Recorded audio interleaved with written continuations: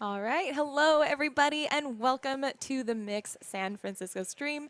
I am so excited to be here sharing all of these indie games with you today. My name is Jenny, and I am the community manager of Rose City Games. But today I'm taking on a whole new role.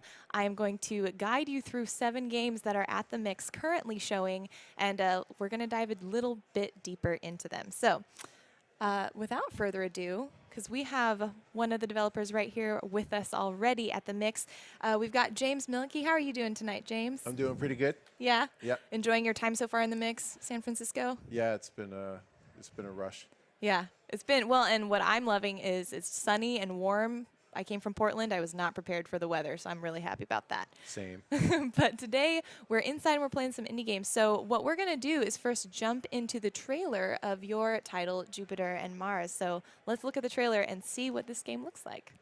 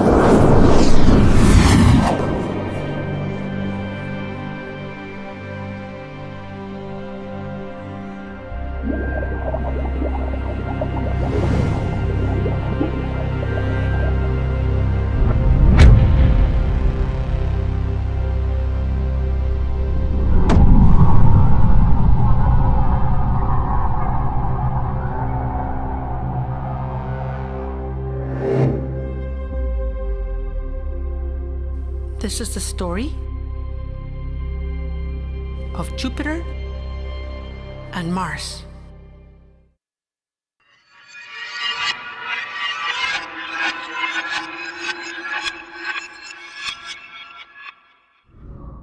PlayStation. Wow. That is a beautiful trailer. So we're going to have you showing a little bit of that initial gameplay of Jupiter and Mars. And while you're jumping in, could you speak a little bit more to just what this game is about? So Jupiter and Mars takes place on the planet Earth, but it's a post-mankind Earth where mankind has disappeared. We don't know what's happened to them, and the Earth is actually in a state of reclaiming itself. It's healing. It's rebounding from the abuse of all the I guess the pollution and all the things that mankind has done to it. But one of the things that you'll notice is that the climate change consequences have been realized and sea levels have risen. And where Jupiter and Mars come in is that there is still a lot of noise pollution and pollution in general that still persists throughout the world, and sea creatures are suffering because of it. But the Elders, which is an ancient race of whales, have tasked Jupiter and Mars with kind of solving these areas that have these environmental issues still plaguing the oceans. And it's because dolphins are just inherently very intelligent, and the Elders are far too big and I guess ungainly to. They're too big to and they're not agile enough to kind of fix the things that need correcting. So Right. Jupiter and Mars go in and solve these little issues around the world. And I have to say, I love the music of this. This is really upbeat, and it's really nice. Well, one of the things was that with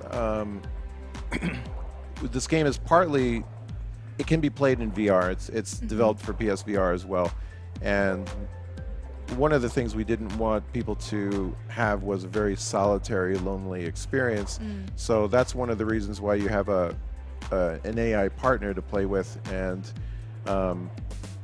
we also wanted to try and keep the music fairly upbeat and electronic. But there are certainly areas where you'll encounter in the deeper parts of the game where things get much more atmospheric and darker. It has the soundtrack has like tones of Blade Runner and Tron. Those were inspirations for us musically. So yeah, I'm absolutely loving the atmosphere. It feels, of course it's earlier in the game, but it feels really positive, and I love it. Sort of feels like you're using like the echolocation. The lines are showing up kind of how you're. Is that echolocation that you're using to sort of illuminate the areas around you? So it is, and that's one of the ways I was able to find those baby turtles that that needed rescuing. So like this is standard echolocation. Jupiter is the female character, and she uses echolocation because she's the inquisitive analytical type, and she figures out what's going on in the environment. And there are certain things that she can interact with using the vortex rings, because dolphins in real life can use bubbles to influence and manipulate fish. So like if they want to create one of those giant fish balls, the big spinning fish balls, they'll use things like this to kind of agitate the fish and get them going. But when she uses echolocation, you'll see certain things get highlighted, and you can ram those things with Mars, and you can find unlockables and treasures and things like that, and collectibles. That's awesome. So you can switch between the two characters freely, or do you have to pick one and you play through? Well, you're actually sort of in control of both of them. Like Mars is sort of your action button. You can do certain things with Jupiter, which is the echolocation and the vortex rings. But when you see something that's highlighted, you can use Mars to ram those things open. And that comes into play later on in the game when you have to sort of solve some environmental puzzles. Wow. You can do a quick flip turn there, and then we'll go into the we'll go down into the cave where the turtle was. Yeah. So in this game, I mean, do you have a specific message or an inspiration that kind of drew you to creating a game in the ocean world? Well, I first came up with the game after seeing the documentary The Cove. That's a documentary about a town in Japan called Taiji, where they have an annual dolphin slaughter. And this movie was made by the Oceanic Preservation Society. It's just a beautiful documentary in that it's like it's almost like a mystery or a thriller. It's like they have to use various techniques to sneak cameras past the Japanese government because, and this is real, because the Japanese government didn't want the sort of the secrets of the cove to become internationally known. So, the Oceanic Preservation Society made these like cameras that they embedded in these like 3D printed rocks, and they left them in the cove so they could actually document what was happening there. It was pretty amazing. And after seeing that, I was living in Japan at the time. I was like really horrified because they use the excuse of the dolphin hunts as saying like, oh well, this is we eat dolphin meat and stuff like that. But when interviewed, like the average Japanese person wasn't even aware that this was going on. They were like, we certainly don't eat dolphin meat. So it's just a commercial excuse to hunt and sell dolphins. But so this came as a result of watching that movie and sort of being inspired by wanting to. Exactly. And so I first came up with this game when I was living in Japan, and we didn't make it at the time, and the company that I worked for at the time has since closed down, but the concept has lived on. And then when Sony first unveiled the PSVR, we started talking to them early on, and we showed them a bunch of concepts, and it was pretty cool that the one that they wanted to see made was Jupiter and Mars. Wow. Can you get hurt by those spikes then? You can anything. This is one of the reasons why you need to use your echolocation as often as possible. Because like, if you're swimming through and you're not paying attention, things get murky as they do underwater. But when you see things lit up in red, those that's are cool. danger. That's why the jellyfish are also red, because they can stun you and set you back. Yeah, I love how you take this idea of the ocean and sort of what we're used to seeing and then sort of translate into almost what a dolphin potentially would see, or sort of this stylized version of what, potentially a dolphin could see. It is very stylized. We've done a lot of research in regards to a lot of the things in the game, and there is some science, some theory about like what a dolphin sees, and it almost looks like more like a like a sonogram. It's like kind of black and white and almost like a Doppler effect, but that wasn't as satisfying to to turn your screen into a big black and white TV. So we came up with this effect, which I think it's more interesting. Oh, that's cool. It's a ship. Right. So when you get into the deeper parts of the game, they're very dark, and you need certain power-ups in order to get to be able to go down to deeper tiers. But in those areas, of course, they're devoid of light, so you really need to use echolocation in order to see in the dark. But it's really cool when you can illuminate anywhere in the game. Yeah, this is just beautiful. So you mentioned, you said we. So how many people are on the team that are helping create this game? So Tigertron, which is my company, is about 6 collaborators, and we're always working on different concepts and handling the creative direction. For the development of the game, we worked with 2 studios in Melbourne, Australia. One is Tantalus. They were involved on a production and design level, and we also worked with another studio called Wicked Witch, who handled most of the programming and the art and the animation. So it's a real like international collaboration. That's really cool. Yeah. So this thing here is a power generator, and again, I targeted it with the echolocation, and Mars rammed it, so he shut that thing down. But you'll notice this thing. So I originally came up with a concept of like, okay, well, what can be a threat, but like a non-violent threat? We didn't want things shooting like homing missiles or mines or things like that.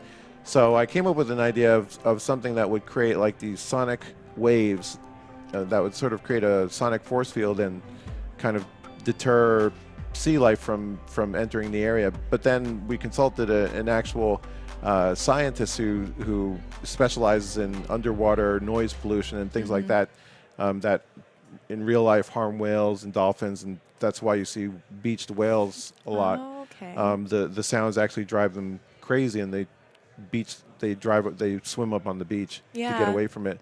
But these things actually exist, so they're called acoustic harassment devices, and so that forms the basis of one of our main threats in the game. So you'll have to go around and destroy as many of them as possible, or all of them, presumably in the ocean. Yeah, as many as possible. They're generators, so you don't need to destroy them head on, but there are things that you can disable in order to disable the science in the game. Cool. Well, we're coming to a close in our time together, but do you have a release date potentially for this title? Yeah, I would look for a time somewhere around Earth Day.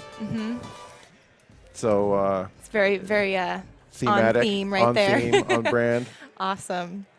Cool. Well, thank you so much for joining us, James, and showing us this beautiful game. Jupiter and Mars is hopefully coming around sometime in the spring. Keep an eye on Earth Day. We heard it from James first. All right. Thank you so much. Thank you. Yeah.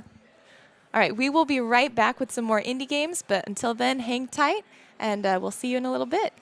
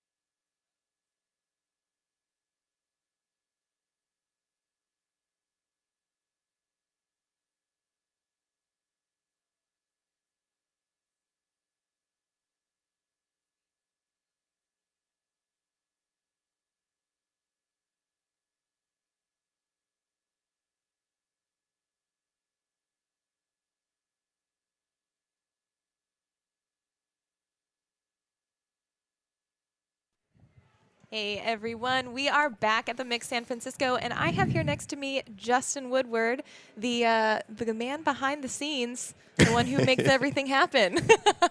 How's it going? Good. How are you doing? My voice is cracking. Yeah, like well, I'm already losing it. You've been busy. So what have you been up to today? Today was pretty crazy. We had to help, set everything up. So we brought a van with all the goodies, with some of the goodies here, and we did a GameSpot stream early in the morning. From around 10:30 till like 1:30, so we went over there, had talk with them, had the developers show their games on the stream, and then came here, helped set up at 4, and we had to get everything ready, by 7. So like, as you can tell, I'm losing my voice a little bit. It's nonstop. Yeah. That's awesome. So, I mean, how many years has the Mix been going on then? Because this is not your first rodeo. Right? No, not at all. I mean, we started in 2012, so yeah, it's been some time. I think this is our 7th year. I can't count really, but yeah. And it started organically. I'm a game developer myself, and I have a team who came to San Francisco to kind of live out our dream to develop games, and we got in this incubator in IGN, and they let us have space. And we were grinding so hard on our game. I'm telling this story a million times, ridiculous.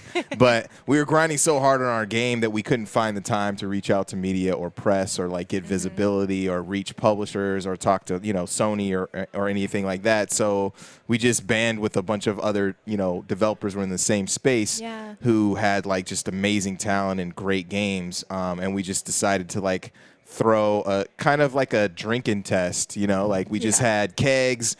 We had our games. Some of us didn't even have monitors. It was just like whatever we had. We had the tape, just space at IGN, and we had an evening. It was awesome. Like everyone came through, like all of our friends, and it was really, really underground. Like only a few people knew about it. It kind of bloomed, but it was just like really awesome people in the industry, and so.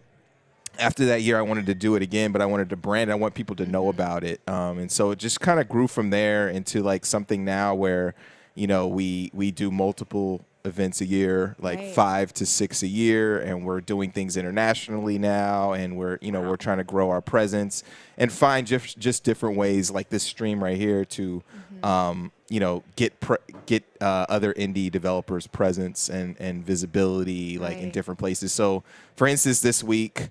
We have GameSpot, which was earlier today. We have this stream, and then you're going to be co-hosting with me tomorrow at Twitch Studio, and we're going to have 7 games there. So we're just trying to do all kinds of different things to gain visibility. We've teamed up with Unity to do an event. I'm trying to think of all the people. Intel, like just different things like that, just like trying to weave in just different experiences and opportunities for folks to get, credibility, visibility, just the ability to talk to the press. Because, I mean, some of us are really seasoned. You know what I mean? Like, I've talked to tons of people, so I have no problem talking.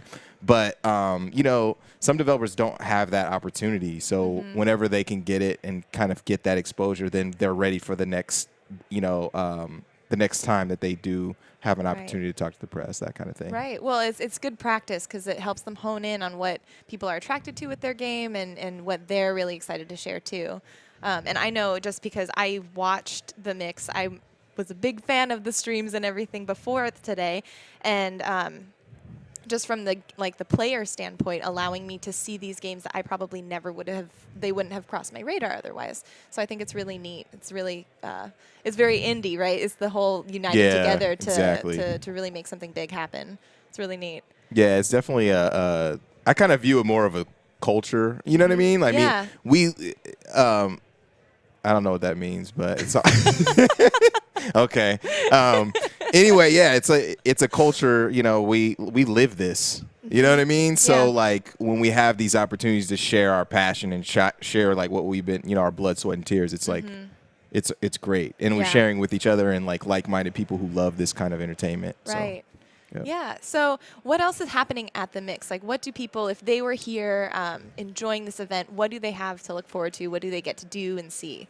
So at this particular event, there's 57 games, which is pretty crazy. Yeah. And so the are we okay? So sorry. So the press come, they get to try out these games. Most of these games have not been shown before. Right. Some of them are exclusive. Some of them have been shown at multiple shows, but they're unreleased titles, which is pretty exciting for folks Yeah. who haven't been able to play these games, get their hands on them. I mean, they may have been at PAX East or West or whatever, or overseas, Gamescom or whatever, but people, this is kind of opportunity, kind of like a road show in a way, Yeah. Developers kind of run this circuit, and individuals who weren't able to play them at another place will have a chance to play them here. Yeah. That's awesome. Well, is there any last things you wanted to share about the mix before we go and look at our next indie game that we're featuring tonight? No, I just want to say thanks for helping to host the stream, and yeah. Aw, thank you. Yeah. Awesome. So I think we are going to transition right now and get ready for the next developer to come on. So hang tight as we get our next indie game ready.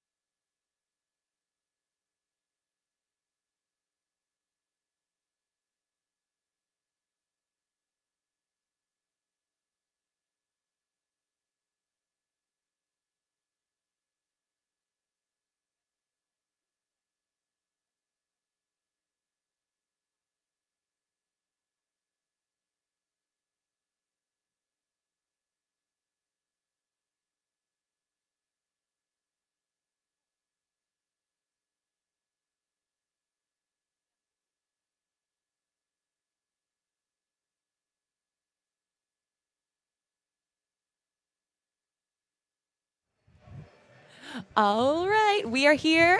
We are back at the Mix San Francisco, obviously having a blast. We are. It's great music outside. Yeah, there's great music, food, games. It's a wonderful time. But we are here in this cozy little nook, I guess, to talk a little bit more about Falcon Age with Eka. So before we get into the gameplay, though, let's show off this trailer of what it looks like, because it's pretty awesome. So let's jump in and see. Can't wait to see it.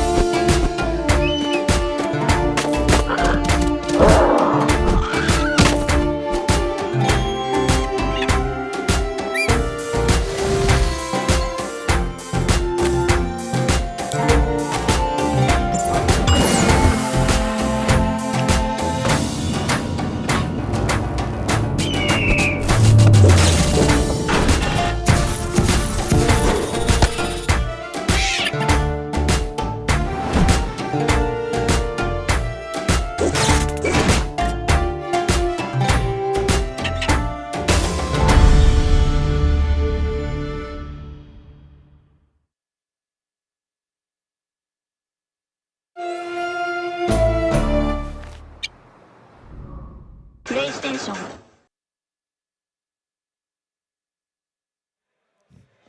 All right, so I am really excited to talk to you about Falcon Age, because this game immediately attracted me with the fact that you get to be a Falconeer, essentially. Yeah. So could you tell me just a little bit about the story behind this title? Sure. So you play the main character. Her name is Ara. She comes from a long line of falcon hunters. Awesome. But in this world, the falcons have died off. Okay. And then it's so you play. So a lot of the games we have from the perspective of colonizers. So in this, we're kind of do something different. So Yeah. you play one of the colonized.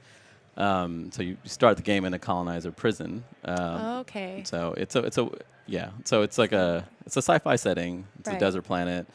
All the colonizers are robots, so they come to kind of take resources, and Right. they've been there for a long time. And Okay. so you meet a falcon while you're in a prison, and then with the falcon's help, you break out, and Awesome. then the story starts. Yep. Cool. Let's jump in and see what it looks like. Okay. I'm excited. So let's start the demo. So this is right after you leave the prison with your falcon, and that's your auntie who's helped you escape.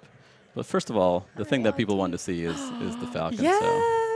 So I have a call button. I just call the falcon over, and there's a dedicated falcon button, so you can do Oh things like my that. gosh. Yeah.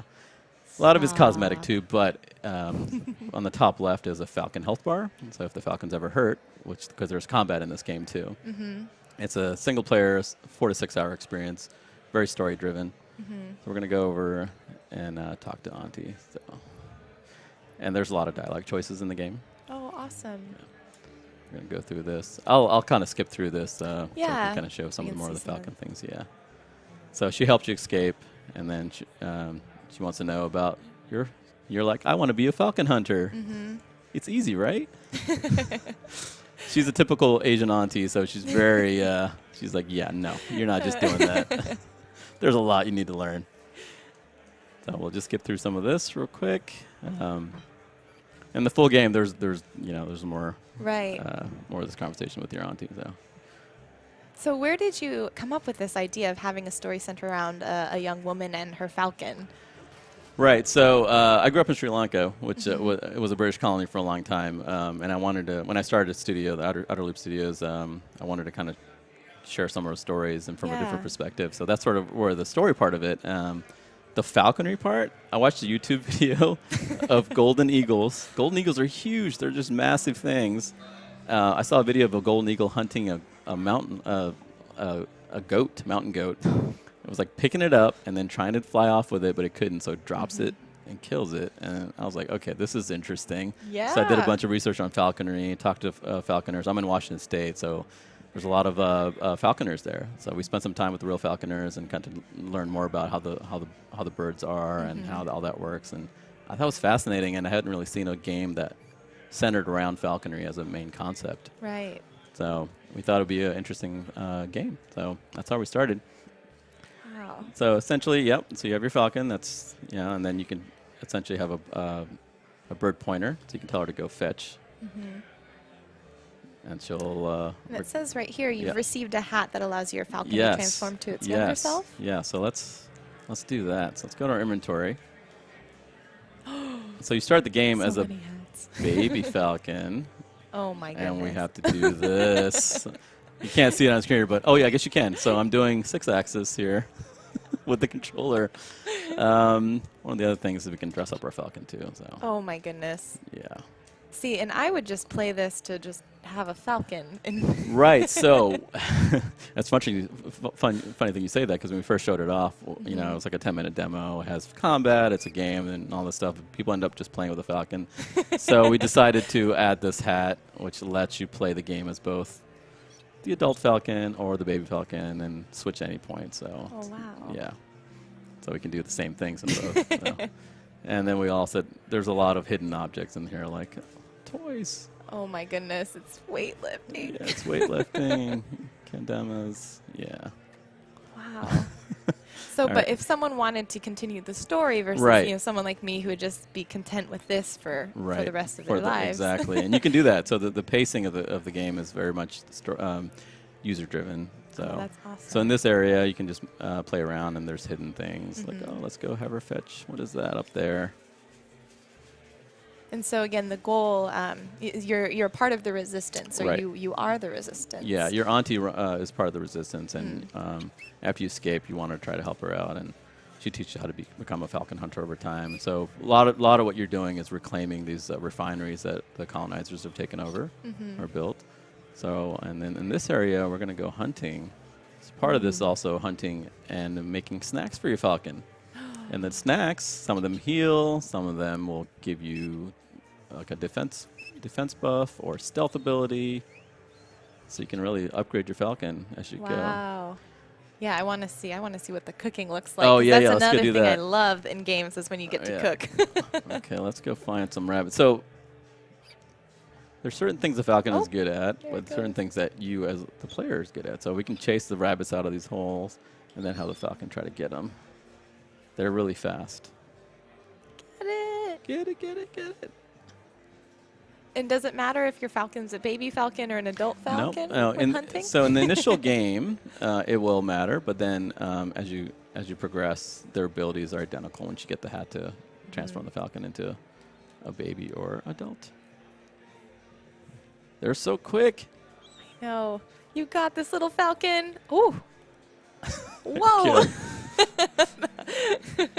So she'll bring back a rabbit-shaped Steak. Yeah, Oh there my you go. gosh, it is rabbit shaped. It's rabbit-shaped. All right. Okay, so let's go do some cooking. What do we have? Oh, yeah. Also, the burb has its own burb, too. So Oh my gosh.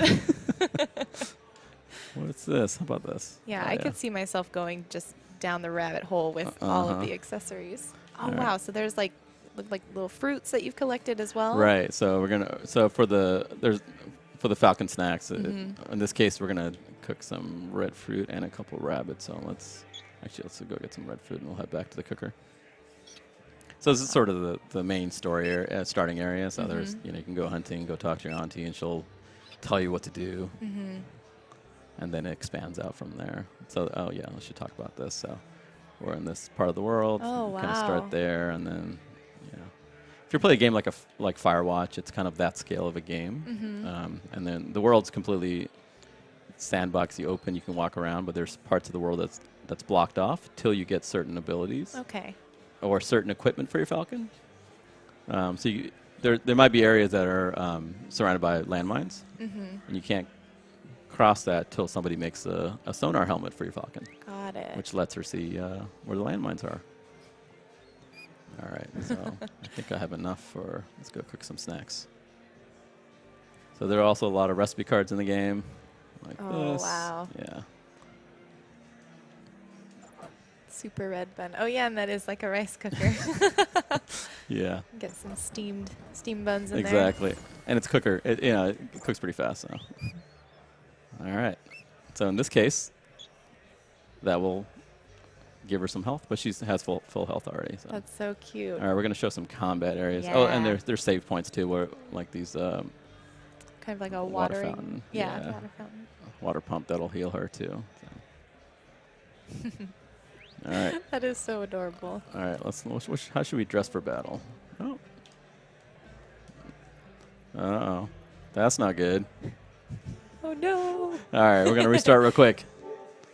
Stay tuned. Well, and then while Live we're, demo. yeah, I Yeah, was gonna say yeah, the beauty of live and the beauty of indie. But while that's restarting, so how many people are on your team who worked on this game? Right, so we're a 7-person team. Outer Loop Games is our first VR game as Outer Loop, but before that, we've done 2 other VR games for PlayStation. One called Wayward Sky, which is like a third-person action adventure, and one called Dino Frontier, which is like a sandbox city builder with dinosaurs. Yeah, so you know your way around VR and creating VR experiences. Yeah, so for this game, we wanted to tackle a VR version and a non-VR version. We thought it'd be interesting. Just the idea of having a falcon pet was interesting. So that. Yeah. Okay. All right. So so we're ready for combat. Ready for combat. So the bird always follows you around. You don't have to tell it where to go. It's always hover at a certain distance around you. And then if you don't tell her to do anything, sometimes she'll go hunting or go land. She'll go about her daily business and just Exactly. she's not going to wait around for you. Yeah. So we're going to go in this combat area here. All right. So I have this melee weapon, and it has a whip on it. So it's good for the player character to short range combat, and then your falcon is for your long range. And a lot of the combat situations are balanced around that idea. I see a robot. Yeah, so we have this. Oh, my Oh, God. he spotted us, wow. so I can't reach it. So I'm going to send my falcon to take him down.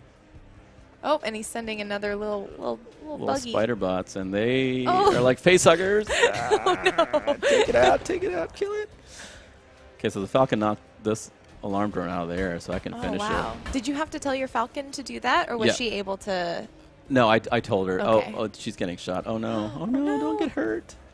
So I'm gonna go over here and take care of this anti-air turret. I think our falcon health bar is really low. Oh no, she's hurt. Oh, and you can even see she's. Oh, she's got needles. Oh. We gotta help her out. You see the health Wow. bar grow back as you pull the needles out, and then also petting her heals her too. So. Oh my gosh, I love the way that. I mean, in a lot of games, you have AI that helps you, or you know, Right. you have a sort of second player, I guess, so to speak. But Uh-huh. the way that you have to develop a relationship with her. Right. Does she have a name? So I've been calling her because you get to name her as part of as you do your Yeah. first mission. Depending on how you do, Right. your auntie will give you different name choices. So. Oh, that's Yeah. so you get to have a little bit of more connection with her Right, that way right. because you name her. Yeah. That's so neat. Okay, so come back here, birdie. So what's that shield with the one? Right. So there? I just fed her some Oh, food yes, I that gives see. her a defense buff. You know, so that's a timed buff. So we're gonna go in here. So these refineries, you can kind of go in different directions. I can go up top here and scout it out. I can go on here, try to more stealthily, or go head on if you'd like. So we'll see what happens. Wow. So there's these sentries that walk around. So I got to watch out for those turrets. Yeah, that those- fight. Yeah. So there's this balance and relationship between the player and the bird. So you can't just let the bird do all the things, or you do all the things. So, Right. So in this case, like, I'm gonna stun it and then send the falcon after it, Wow. and then she'll hold her for me, and then I can finish it off. Wow. Yeah, I love this. It seems like such a dynamic relationship that you have with her. Right. And now she's getting hurt. So let me take these guys down.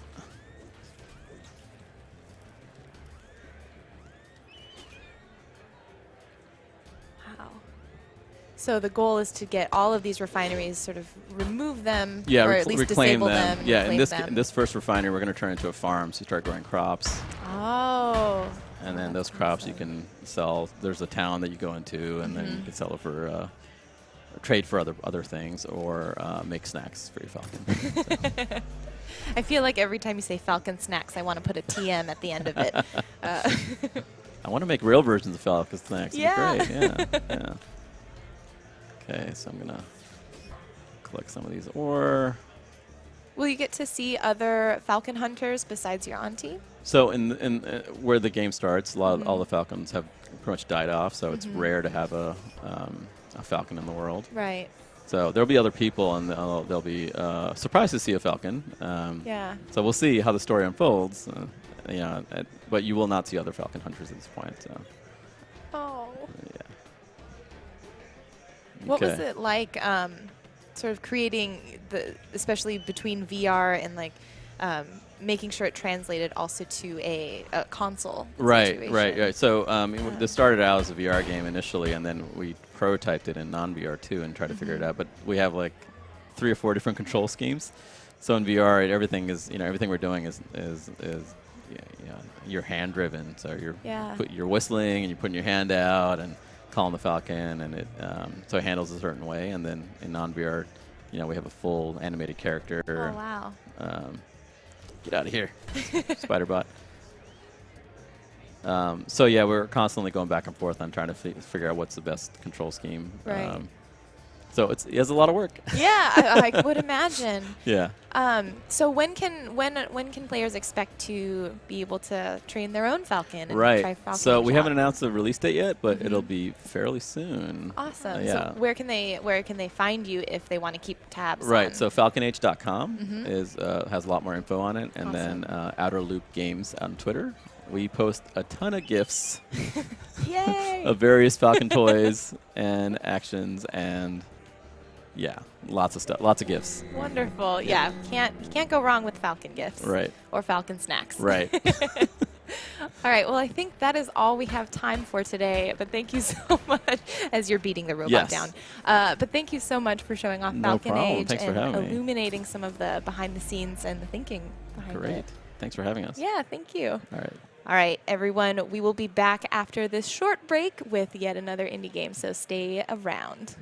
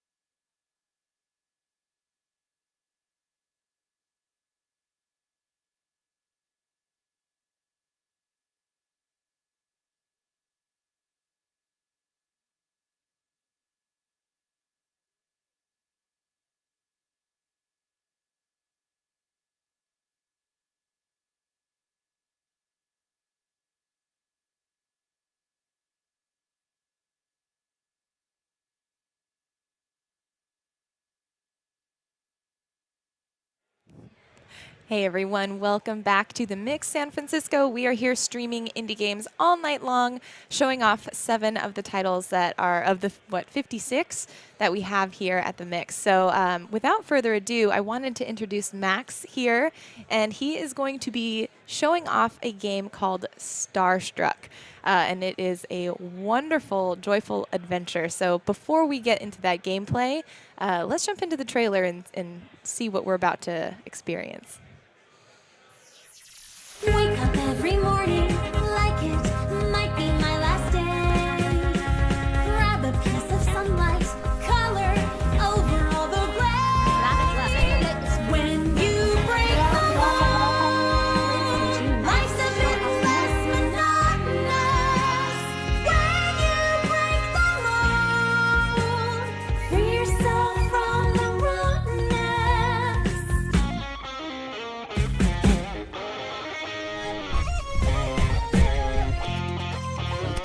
Close my eyes and listen.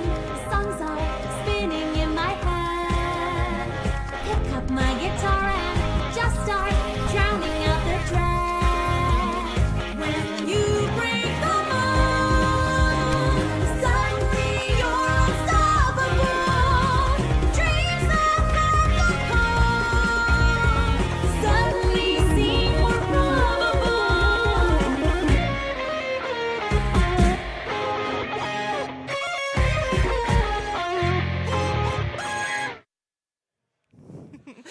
Oh, where do we even begin? There is so much in that trailer that I want to unpack. But let's jump into the gameplay first, and then we'll just work through all the layers together. Yeah. So first, could you tell me just a little bit about Starstruck? Just what is the game? So Starstruck is a, and I'll do this as I'm starting the game up, Yeah. but Starstruck is a music adventure game where you rampage as a gigantic human hand. And so Star Trek takes place in a model diorama world, and you can play as the characters living in the diorama world and a gigantic human hand that's rampaging around the diorama world. And as you can see here, you can customize the hand to look however you want it to look like. So Wonderful. there's skin colors and size and shape and that kind of thing. So in this demo, I'll be showing the gameplay of one of the characters named Edwin, and his gameplay is like a rhythm adventure, music adventure style gameplay. And so as with the different characters, each of them have their own gameplay. And as you see here, this is a real life clay figure that an artist in Mexico made for us. And Wow. yeah, so he's the same artist who actually made the unofficial Mother 3 clay figures back in like 2006. That they're still Whoa. used on a lot of gaming websites, and we were able to, because I had known him from the past, so we were able to get him to help us out with that. And Wow, that's awesome. there's another one in here too, which you'll see later. So the story is setting up here that Edwin and Zach are two aspiring musicians, and they want to be just like their favorite guitarist, Dawn, who you can see her poster here. Wow. And they just want to be just like her. I just love this art style. Yeah, the artist is doing such a great. I'm not the artist, by the way. The artist is Brian Allison. He has done an amazing job with the art. As you can see, we were inspired, or I guess he was inspired by pre-rendered PS1 backgrounds and also model dioramas. So we tried to blend those two feelings together to Right. create something like this. And when you talk to the characters, all the characters have different voices. So it's like scrambled speech. It's been used in a few other games, but as far as I know, it's never been done in English. So this is the first time we're trying to do something new with that. It's And wonderful. yeah, his parents are very happy for him, and you could check the family photo too. Wow, really caring. It's really present. So we'll go outside and meet our friend Zach, and he plays the bass. Oh, and that hourglass timer. That's such a good touch.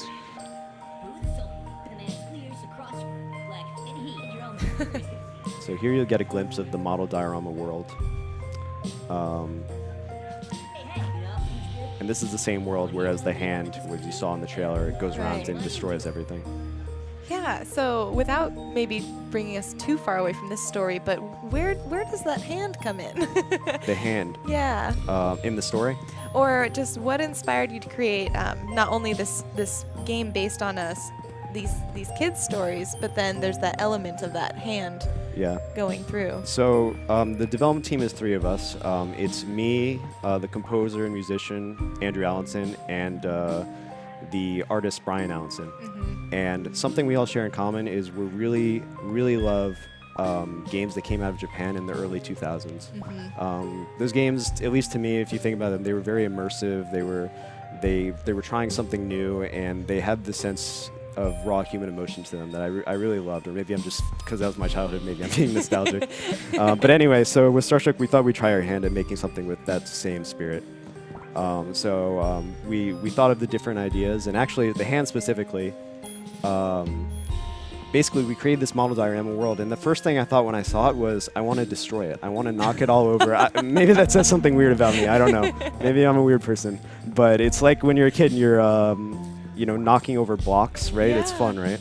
So I thought, and by the way, when I first told the team about the hand, way back, they were like, I don't know, but that's what we're doing. So Yeah, I'm glad you went with it because I think I identified with that feeling too of that joy and destruction. Yeah, right. I don't. Okay, so I'm not the only one. Right. So you can see here an example of where the hand and the character gameplay blends together, because I already did this for the purpose of this demo, but normally as the hand, you have to hammer the nails that are there. Otherwise, you can't get through this gate because this bully, and you can hear his voice too. He's blocking the way because Edwin's kind of a wimp, and this bully picks on him, and he's not letting him through. But Aw. when you play as the hand, Oh, you he can. shoved you. Yeah, he did. When you play as the hand, you can influence Edwin's story, and also when you play, Oh. and I'll show you. You're about to meet the other playable character, but when you play, it also influences her story too. So this is the second major character. This is Dawn, who we're about to meet here. Awesome. And by the way, I'm not really talking to every NPC here, but that's part of the world here too, that you can talk to all these people. I love it. They have like secondary dialogue and everything, but obviously I don't want to, I don't have too much time here. But so this is Dawn. She's the leader of her band that Edwin and Zach idolize. Deep along from St. Cloud, placing gifts. Oh my goodness. This is her clay figure. And we don't have the clay figures here at the convention, unfortunately, but we're going to have them in person at PAX East. So if that's anyone's exciting. if anyone's at PAX East, they can come by and check them out in person. Oh, that's so cool. Good photo opportunity. Check them out. I hope so. Yeah, come take a selfie at our booth. That's yeah. And so it feels like we might be moving into the musical Yes. element of this game. So, Yes. I mean, I love all the layers here. We've got sort of this really sort of emotionally driven narrative. You've got God Hand for destruction, and then musicals. Yes, and you'll hear a song a little later. We have vocals. We have most of the music in the game is live music. So guitar, cello, violin, piano. Most of the music in here is all live. Music is something that is very important to this game. So I'll show you the music gameplay here. And so as you can see, the hand helps you out in the music gameplay too, besides just destroying things. So how the music gameplay works is you press the notes here, and you can see there a twist we added to it is that sometimes the notes will be at the top of the screen or the bottom of the screen. So you'll have to move the hand up and down the guitar neck. Oh wow! So not just a button Yeah. press element, but you're moving the joystick as well. Yeah, so it's like you're reading simplified sheet music. Actually, all the buttons you press are based on the sheet music for the actual music. Wow. So in theory, someone could take this and actually learn how to figure it out on their own instrument if they were musically inclined. Well, that would be amazing if That someone would. did. So this is basically the tutorial song, and this is on the normal difficulty setting. So there will be 2 difficulty settings in the game, and for the convention right now, we're just- Rockin'. yeah. So these are felt letters that I cut out of felt myself and took photos of. Side note, I also felt, so that's pretty. Oh, okay. Oh, nice. I love felting. Oh, but they didn't. No, they didn't No. like Edwin's performance very much. Oh no. Will you get feedback like that every time you play? No.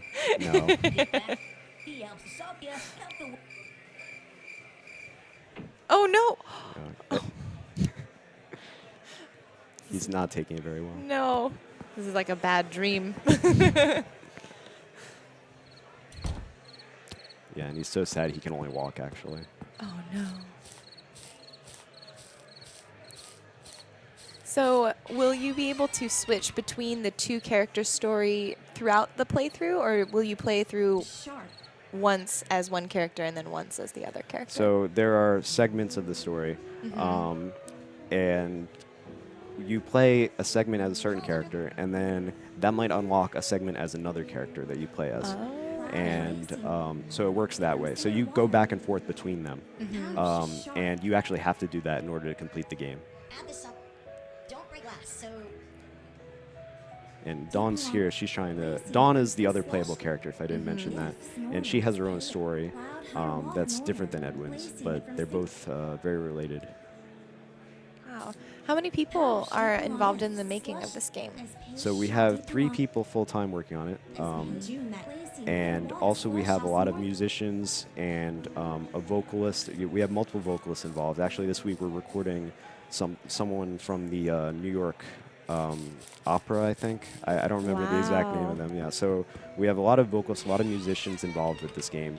But and we have a lyricist also, Nico Tsakalakos, who's doing the lyrics for this game. He's done some stuff. I think he was on like Rental Floss before or something like that.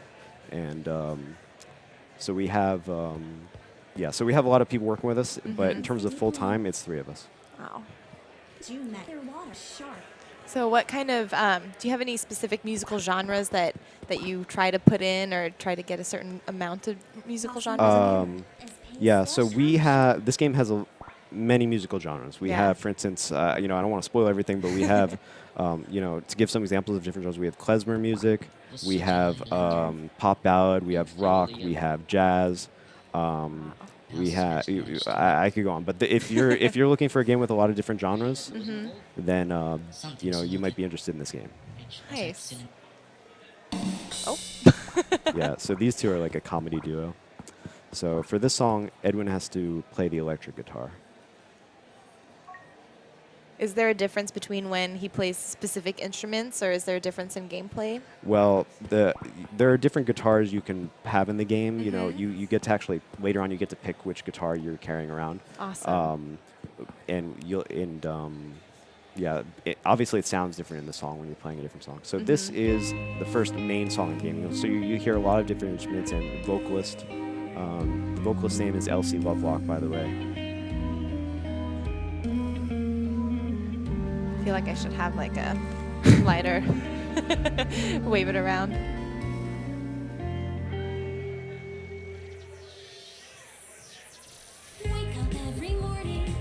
Oh, that's awesome. So the dialogue in the game is that sort of like jumbled speak, but then the lyrics of themselves are actually lyrics. Yes. Wow. Sorry, we weren't brave enough to do jumbled speech and lyrics. Sorry about that.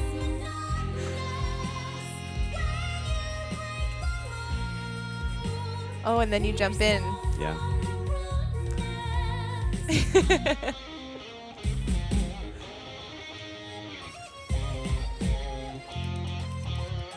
And will you be able to customize the difficulty yourself, or do the songs just increasingly progress and get harder and harder as you Well, go? the songs will get a bit more intricate, but I think even if you're not like a rhythm game expert, you'll definitely still be able to complete and enjoy the game if you play on the normal difficulty.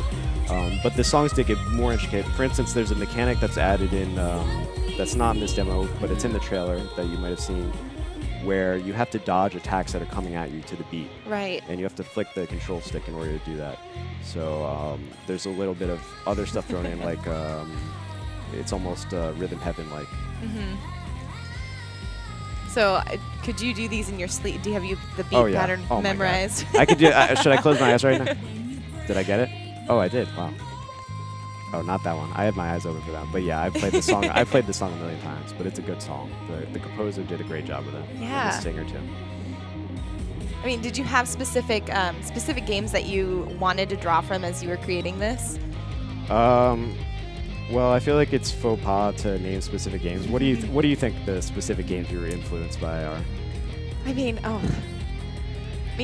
again, I'm not super into rhythm games, but the only one I really played was like Rock Band when I was in middle school or high school. But I mean, I feel like there is that sort of 90s almost Earthbound-y aesthetic to it. I don't know, there's something very playful and innocent about the kids that I really enjoy. Yeah, most people who are familiar, actually a lot of the followers of the game probably right now are people who know me from the Earthbound community, but because I did a lot of stuff related to that. I don't know if I'm supposed to talk about that here, but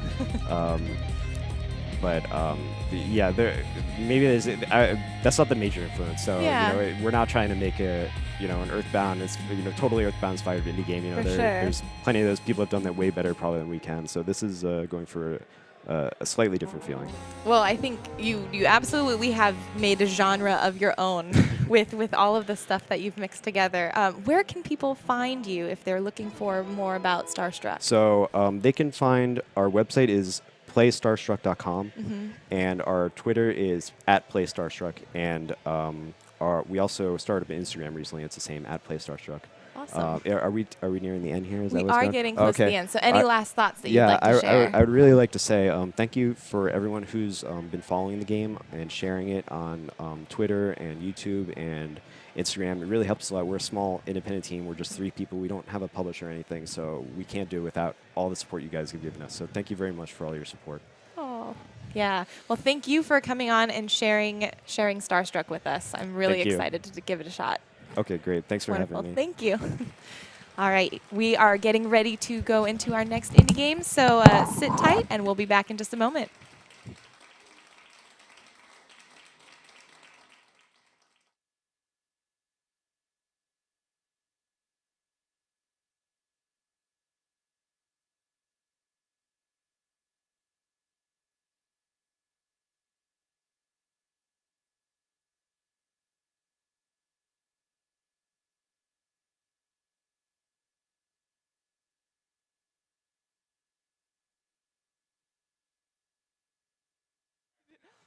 Hi, sorry, I was told that. Sorry, I was told I was not supposed to leave the seat until instructed to do so. So they've sat me back down in the chair. So I'm back again. But so now we're gonna officially say goodbye. We just wanted to say great job again. Thank so you. that's all. That's Thank our you. excuse to say that. I don't know if hello chat. Hi everyone. So now hang tight, and we're gonna jump back in just a second for real with another indie game. Is it time yet? Can I It's go? time. Okay.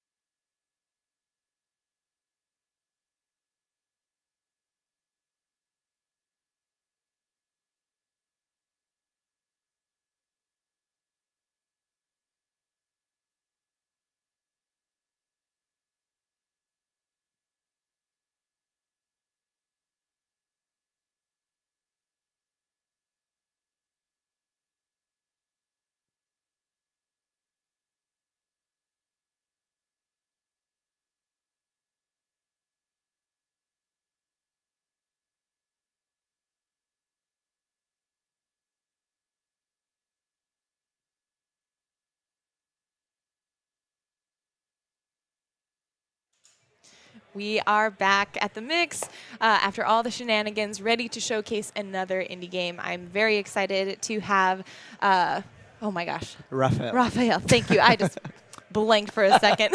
It's all good. It's been a good night, but it's been a long night. So, Raphael, we have the Blood Roots trailer here. Yep. So we're gonna take a peek at that first, and then you're gonna show us some gameplay, right? All good. Yeah, All right. I was ready to play, but we can watch the Yeah, trailer we first. want to make them wait just a little bit longer just hold to on. get excited for it. All right, let's tune into the trailer and see what it looks like.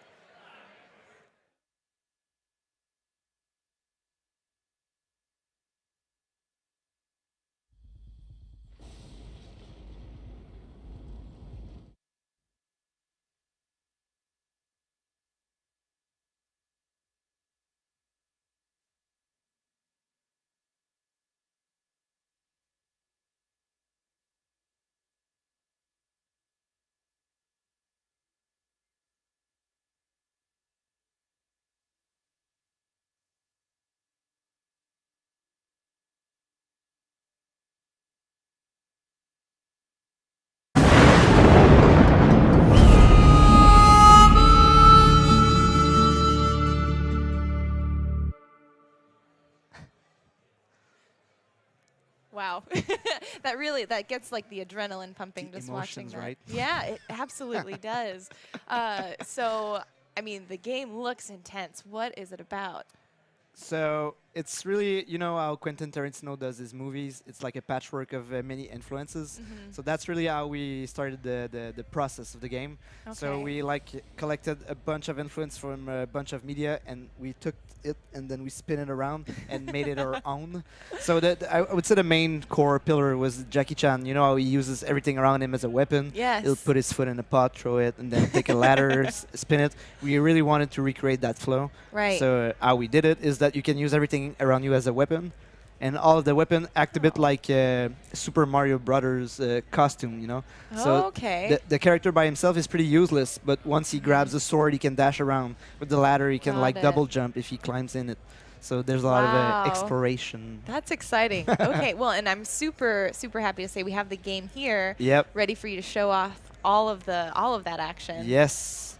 It's actually the demo of the game. The demo. Okay. So it's meant to be between 5 and 15 minutes, depending on how good you are. And I can like go through it. Yes. Like if I'm a normal player. Yeah. Give us not your not. Don't give us your A game. Give us your like. Yeah. But what your- is fun with the game is that you can like it's really meant to be a speedrun, and you can do like a lot of awesome combos. So all of the rooms can be all of the levels can be done in one giant combo. So I can like Okay. give a go at it and play more normally, and after that I can show you like the Like the the pro speedrunner. run, Yeah. So you designed this game for speedrunners specifically, or was that kind of a? It's more like how it designed. It's like all of the weapons kind of push you forward. Is that a carrot? Yeah, it's kind of it became the pillar weapon of Blood Roots. Oh man. Yeah.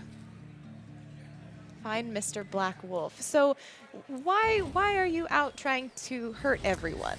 Well, in the demo, you can see at the beginning you're like kind of getting attacked by a guy, and then you're waking up. So yeah, I just did a special kill with the carrot. Yeah, I just can't get over the carrot. So the game is inspired, like I said, by Quentin Tarantino. And at the beginning of the game, it's like the classic Western genre trope. So you get killed by your friends, and you're trying to get back at them to get revenge. Oh, it's a revenge So story. you're like attacking their little soldier, trying to get at them. So They're it's- the boss fights. it So seems like there's so many possibilities. yeah, here. like I need to calm down myself. So that's why I just got killed. I want to show you the possibilities.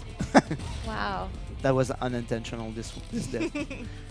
So Any if- death is you just showing us possibilities. Exactly. It's not you playing poorly. So at the all. wheel, you can throw it, but you can also use it to double jump, and then you skate around like Legolas in the magnificent Lord of the Ring. There's a fish here. You can put it on this guy's head, and then he's run around and he dies suffocating, I guess. I was gonna say, looks like his head exploded. Yeah. So much blood for suffocation. So let's do the ladder. You can like how you use it is you tap the button to attack. You can move around. It's fast, but you can also jump with it, and then you jump higher. So it's like a double jump. But at some point in the game, you realize that you also float with it, so you can like Wow. traverse gaps and everything. So there's a bunch of surprises. This Oh, is and where what's we this? put surprises for YouTubers and when we do a build for them. So right now it's a little rubber duck. Oh my gosh! In what way? Just bash him in the face with it. Exactly. So the sword makes you dash around. Pew pew. Wow. Pew. With a pew sound. Pew pew. This is the chain chomp homage weapon. It throws Wow. you in the air. Woohoo! I make sound effects because I'm not hearing them, so I'm compensating. Another fish. Did you have? So Then you I have a mean, it cannon. looks like you had a blast coming up with all of the different things that a player Cannon could jumps. potentially. Oh wow. Yeah. We're always like, well, for a long time we're like brainstorming, trying to find like crazy ideas. We're like, we have 3 categories of weapon. We have like the core weapons, which are all like power-ups, like I was telling you. They have like their own ways of moving around. Right. And also we have garbage weapon, which those are like everything laying around. So if you destroy a house, you can get the door or get the plank of Right. the walls. And then we have funny weapons, which are like the carrot. We find it pretty funny. Or the rubber Oh. duck or the fish. So in the demo, it's meant to be like self-contained. So like Right. so you get this little glimpse of the story. So you kill the guy who killed you at the beginning, or Got it. So each mission is going to be finding a different member of the crew that were your friends but betrayed you. exactly each act. So Mhm. there's a couple of acts in the game. And Oh wow. so this is it's really score based. So you Mhm. can like compete with the leaderboards. Oh, and So- I like favored weapons, so you can kind of see what you really gravitate Exactly. So now I can like go at it again and I guess speed run it. towards. Yeah. What's the fastest that? I think the anyone's maybe fastest gone I through? done was sub 1 minute. But like There we go. yeah, that was at PAX West. We were really drunk in the hotel after the show, and we were trying to see special ways to. So like, there's workaround. You know the animations when you finish the room. There's weapons that don't have those animations, so you can like. Really. You can win cut off times time. by So it's kind of like exploiting the game, but. That's awesome. Well, and is there a demo or something where people can maybe take on this challenge and try it for themselves? See if they can beat your score? You can subscribe to the to the mailing list, and we're gonna be at some point releasing the demo, so you can compete with your friends and with us to try to beat the time. Yeah. I could see people just studying how you're playing right now, just making sure that when Yeah, that they demo shouldn't releases. take note because I'm not really good right now. my I gosh. forgot all about it. Like, it's gonna be fast, but not fast enough for a world record, which I currently own. So you said there's a mailing list that people can get on. Yeah. Where else can they find you online to keep tabs on this game? Yeah, well, the Steam page is already up, so Awesome. you can wish list the game. We have a Twitter account, Paper Cult Games. And yeah, for the mailing list, you can sign up on our website.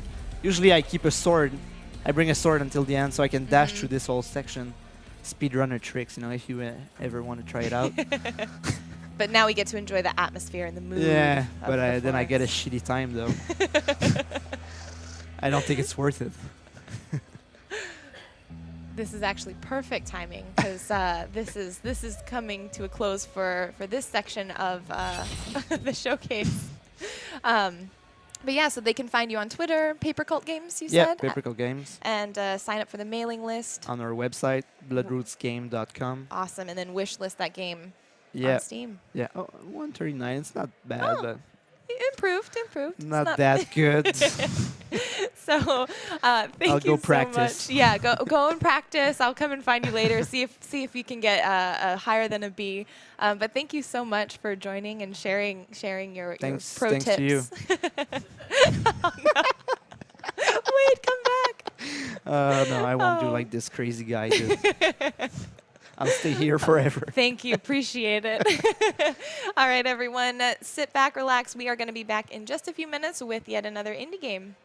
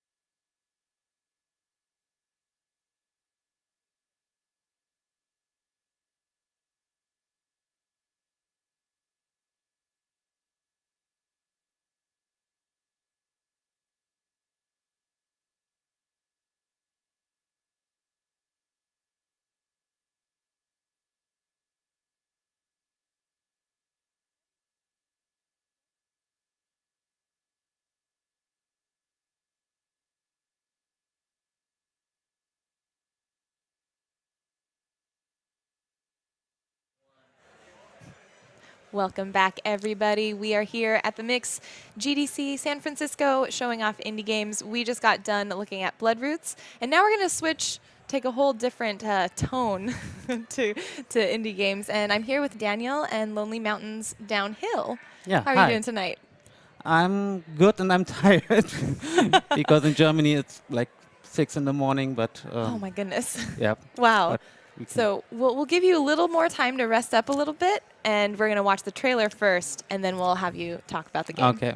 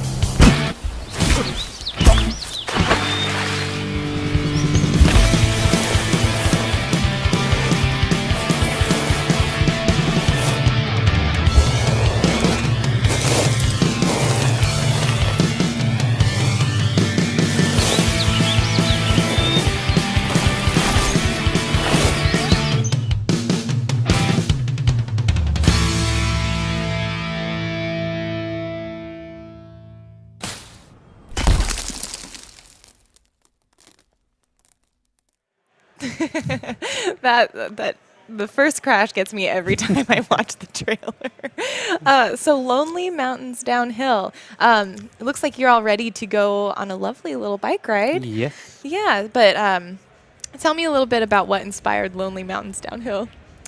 So I think we started with the game 4.5 years ago now. Mm-hmm. And I wanted to make a game about off-road trucks and like low poly mountains. And the guy I'm doing the game together with, Jan, who's not here at the moment, he's a really big biking fan. Awesome. And so he took this kind of mountain concept, but did it with a bike. And after the first prototype, it was clear that that was a very good idea. Yeah. So we scrapped the whole off-road truck thing and went with bikes instead. Cool. So right now you're at the top of a mountain, Yes. and you can just start riding downhill. Awesome. See, and this part looks peaceful. This part looks really nice. Yeah, it tricks you at the beginning. So it's only you and the mountain. So there are no other riders you race against, and there's no Red Bull tournament sponsorship stuff. So it's only you and nature. And actually, your only goal in the game is to get down the mountain, but to do this as fast as possible. Yeah. So, Well, and of course, there's going to be a few tricks and twists on the way to throw you off your game, I'm sure. It's in theory, it's pretty simple. So all you can do is you can steer, you can accelerate, you can brake, you can sprint. So you don't have like a bunny hop or any tricks actually, because we wanted to keep the game as pure as possible. Yeah. And the nice thing about the game is that there are actually a lot of different ways to get down the mountain. So you always have these checkpoints, and in the easy mode, you have to go from checkpoint to checkpoint. But there's like you can try all different kinds of stuff to do it. Oh, nice. So you can learn really how to catch some of those. Yeah, it's a pretty good speedrunning game. So every mountain is handcrafted. So like every little of these flowers is placed by hand. With love and care. Yeah, with love and care, and over many months. So you learn the mountain, and every time you play it, you learn a little bit more about it, and you know what to avoid, which crashes you should and shouldn't take. I'm riding so badly at the moment. I'm so tired. Normally I'm better in my own game. At the moment, it's like, oh god, this is really awful. No, we can pretend I'm playing, because this is probably what it would look like for a while. I think I have to say sorry to our Kickstarter community. He's probably just watching at the moment and like, okay, normally I'm better. Niels, I'm sorry. So this is a Kickstarted game. Yes, it is. Awesome. I think now it's also 1.5 years ago. But yes, we have a lovely little Kickstarter community who's already testing the game, and who's way better in it than we are. So there's like all the best times we have are not from us; they're from our community. Oh, that's awesome. If someone wanted to join in on that community, are they able to at sort of after the Kickstarter? They can join our Discord, and we also have a public demo, so you can download it from our website. It's a 1-minute demo. It's a little bit older now, but it's still a lot of fun. So it's a different mountain, but you only have 1 minute to go down to the finish line. Ah, wow, And these views are beautiful. Yeah, at the beginning we thought that nobody can actually manage that, and I think it took 4 hours until the first person made it. Really? Yep. Wow. Yeah, it's, Issue a challenge and it will be accepted. yeah, no, it's the internet. Like, there's no way that if you say like, this cannot be done, someone will come and do this exact same thing. Wow. So you mentioned the demo has a different mountain than this one. How many mountains could someone explore in this game? We have 4 different mountains. Oh, awesome. 4 mountains. Each mountain has 4 trails. So everything you're seeing actually, like on the upper left corner, that's a different trail. So the whole game, every mountain like takes place on the whole mountain. It's a kind of open world game, and in theory you can also go from trail to trail. So there's nothing, there's no wow. artificial borders or anything. Yeah. So it's only physics. So as long as you can do it, in theory you can do it. That's really exciting. So yeah, and there are also like all these hidden places you can find, like with rare flowers or like beautiful locations, and you can also find them. They're hidden all over the mountain. I think it's so interesting that because the game itself kind of lends itself to someone wanting to just go downhill as quickly as possible, but you've inserted all of these sort of little treasures that they can discover if they took a moment. Yeah, yeah. It's I mean, in the end, it's like it's a very competitive game if you want to play it in a competitive way. But like me and Jan, we are not really competitive players ourselves. Yeah. So we wanted to have this part in the game, which is more like exploring it and like finding all these like extra hidden shortcuts. Yeah. So which is not really about just being the best skillful player, but also the player with the most knowledge about the game. That's awesome. When you created also different bikes, different paint jobs, you can That's customize awesome. your rider. I think we've pretty much we locked everything for the demo, but you can also see, and I can see whatever you want, myself different helmets. getting into that a lot. Yeah. What inspired this sort of like low poly art style? It was a conscious decision. So on the one hand, it's good gameplay wise, because if you go for a realistic style, it's not very readable. So the good thing about the low poly thing is that it's a very readable. It tells you a lot about the mountain, which ways you can go, what's like off road, what's on the main path. So it's very clear, and it also. I mean, we personally think it looks pretty beautiful, especially with the lighting, and it's a lot of custom shaders, so it's not just low poly. It's kind of like it's a little bit high poly also in it, and we have this like nice little noise texture over stuff. Yeah, with the heat and sort of and waves. lots of post effects and the depth of field. So I think the main inspiration actually was Lara Croft Go. And then we kind of took it from there, and it got way bigger than we ever actually anticipated. Right. So Are either of you that was not a nice question. mountain bikers or? Yes, Janis. So the other guy, Yeah, he's actually doing the real thing. I myself am not really that big of a biker, to be honest. But yeah, I think that's okay. I think it's if 50% of the team actually, or 33% of the team does it, then it's okay. Yeah, I think it's really nice too that there's just the sound of your bike, and like I can hear the hawks in the distance. It's really relaxing. There's sort of a flow to it that's very, very nice. Yeah, that's pretty much from the beginning. We decided that we don't want to have music in the game. So on the one hand, it was really, really hard for us to like find the music that fits. Right. Because you have to like you and nature, and everything is, like you say, it's peaceful, and you're alone on the mountain. And of course, you could do Offspring because it fits this kind of like biking thing, but it doesn't fit this you alone in nature, and then there's Offspring all the time. So then we decided that we just want to go with these like ambient sounds and focus a lot on the bike, and like every ground has a different sound, so you can actually just hear whether you're riding on like easy terrain or whether it's more like off-road, deep terrain. And we have a sound studio from Berlin we're working together with, and they did an amazing job. Like really, they did a lot of like live recordings with bikes to get it right. And yeah, I think they. One of the guys, I'm very sorry. Like really, I'm too tired. And I'm No, so well, that looks so honestly- horrible at the moment I play. Part of the fun is watching the crashes. Let's be honest. Yeah. Yeah, I could see this, especially with so many let's go the games. easy way. Let's stay away from that road. Well, and I love like the feedback that you get as a player, or even just a viewer. Right now, I'm watching the game and seeing sort of the dust and the dirt particles like fly up as you crash. I think it's just really rewarding to see that. Oh, thanks. Yes, and we spent a lot of time just polishing the controls and the camera at the beginning. Like, I guess like the first year of development was mainly that. Come on. Wow. Yeah, seeing those heights, slight vertigo. Gives me Yep. It's careful now. Careful now.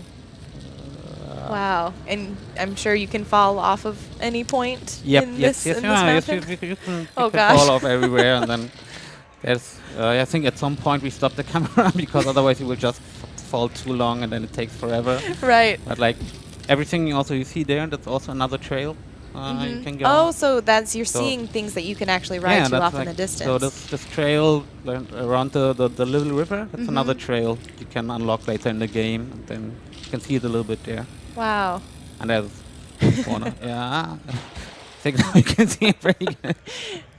So when speed running this, I guess what is your community? What are some of the fastest times that you've seen with some of this game? It's crazy now. Like Yeah. we had this one tournament where like our two best speedrunners met each other at Gamescom, and then they had like a showdown, and I think that was really amazing because they both had like 15 minutes for a new trail to get a new Wow. best time, and they both outdone themselves multiple times, and it was really close at the end. That's. But I think, I mean, currently now have like a handful of people who are really doing like professional speedruns from the game. I guess if the game gets released and then you have like games done quick and like a lot of these people, I'm pretty sure that they will still find more faster ways to do it. Absolutely. So, yeah. So when can someone expect this game to be out and released? I think the official date at the moment is summer. Summer. So, yeah, I think summer is the official date. So hopefully something around between June and September, somewhere Awesome. around there. So Yeah. we're probably doing PC first and then all consoles. Wonderful. So they can, if someone wanted to check out Lonely Mountains Downhill, they can find your Discord. Yes. And you're on Twitter as well? We're on Twitter, we're on Facebook, we're on Instagram. I think we're pretty much everywhere except Snapchat or something like that. Awesome. Yeah, but Discord, like we're in Discord more or less 24/7. So if Wonderful. that's- All right, so you hear it.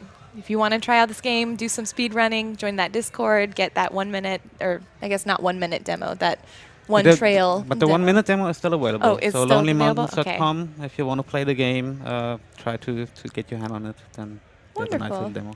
Cool. Well, thank you so much, Yeah. Daniel, for showing us Lonely Mountains Downhill. We're going to take a short break, and we will be back with another game. Yeah. Thank you for having me. Bye.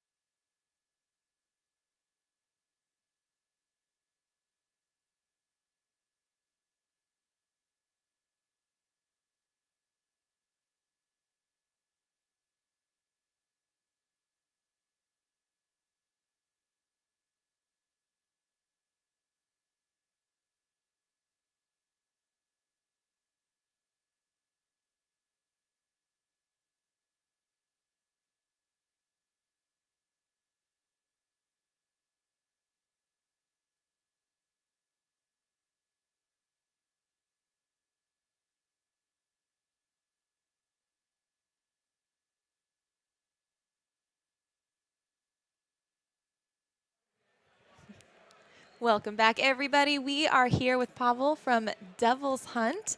How are you doing tonight, Pavel? I'm great, thank you. Hello, everyone. And we are going to be taking a look at the trailer before we jump into the gameplay of this extremely cool-looking game. So let's jump into the trailer and see what it looks like.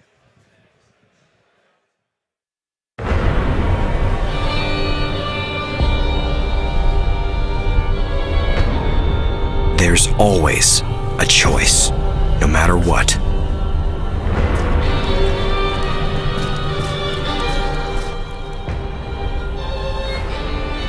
But sometimes, the closer I am to making a decision, the less I'm sure it's the right one.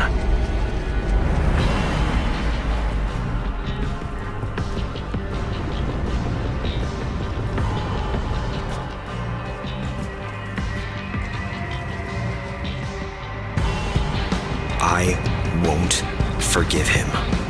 He's going to pay for what he did to me. Do you realize how important you are? Make a decision before it's too late. How could I make such a choice?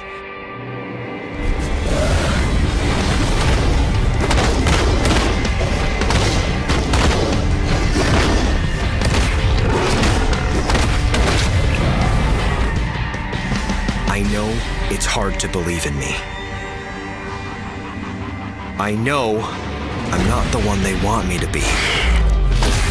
Desmond, do you know what it will lead to? Trust me. What I'm going to do, it's right. No matter what you decide, just remember, I love you.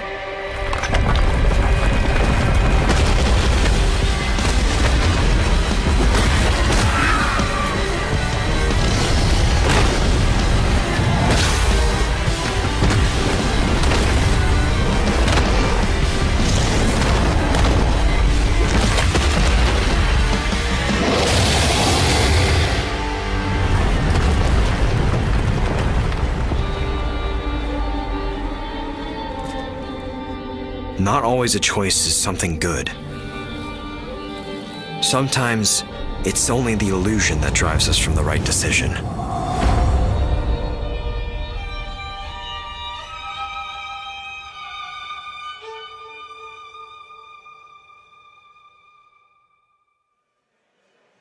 All right, so we are back with Pavel, and we are going to be playing a little bit of Devil's Hunt. As you're jumping into the game, could you just sort of illuminate the story that we just saw on the trailer? Yeah, our main character is a basically normal guy for the start who made suicide, go to hell. He gives his soul to Lucifer to have a possibility to go back to Earth. But he gave him powers. He basically like half human, half demon, and he go back to Earth to do Lucifer's duty. And at first, he doesn't like that. So in a short time, he starts to fight back and searching help with the angels. But basically, angels treating him like an enemy, also. Got it. And right now he's between fight between demons and angels on Earth. We have 3 different locations. We have Miami, Hell, and Jerusalem, something like this, because there are 2 main places like Hell and Miami, and Jerusalem is like a prologue to what's going to happen if he will make a wrong choice. Great. So where will we be jumping in today when we start up the gameplay? Right now, we lost the fight with an angel. Oh no. We get killed, yeah. And we're going back to Hell.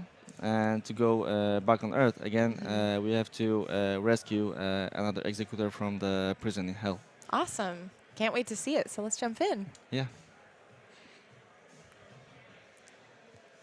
So as this is loading up, what was the inspiration for this story of like heaven and hell and choices?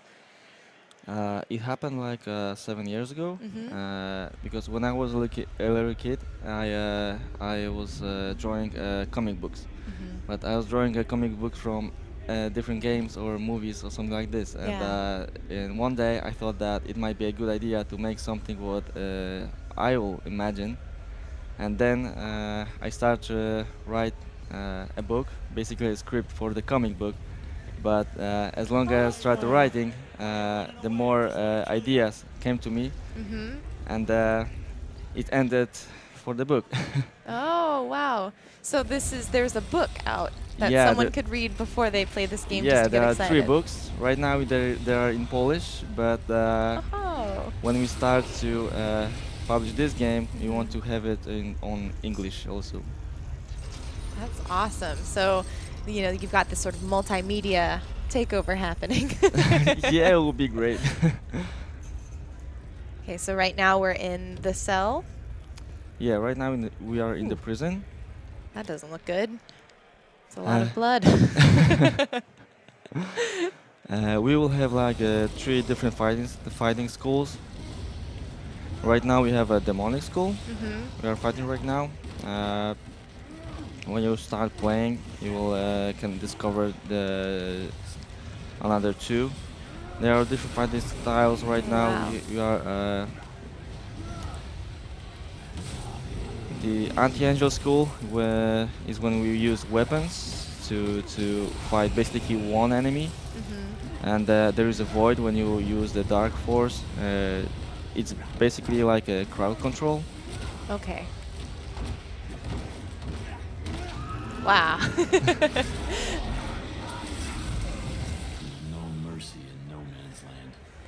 Oh my goodness. So I love the atmosphere, like all of the cages. It feels like this is a world that is lived in, that has seen some stuff.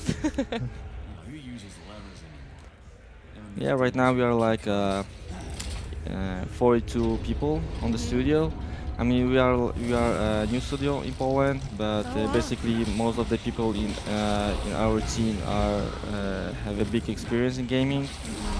They made games like Bulletstorm, Dying Light, or even Gears of War. Yeah. So there's experience kind of fueling the creation of this game as well. yeah, we put very hard work on that, and very much of heart of us to make this game. So I hope the people gonna like it. Yeah. What was the role that you played for this game? I wrote the script. I am something like a creative director. We also became a game director, who is basically the guy who is one of the most important people in the studio, the most experienced. Nice. So you get to really oversee sort of the vision for the whole project. Yeah. Oh, what is that? This is Forsaken. This is one of the people who is as long in hell that he basically is not a human anymore. Oh my goodness. I mean, I love the action and the movement that's happening in the game. Like, I feel like this will be one of those games that's just really satisfying just to like beat things. Yeah, that's our goal, to make it satisfied. And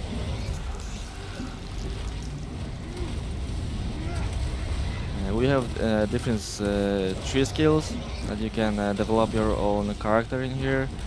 And every time in the game you can change it as much as you like. So what are the different, so you had like the demon playstyle and sort of the more angel playstyle. Like you cannot kill an angel with the demonic power, so you have to be like, you have to have the special weapons to kill them. Okay, so it's not necessarily a choice of like maybe the story, but it's a strategy for what enemies you're facing. Yeah, something like this.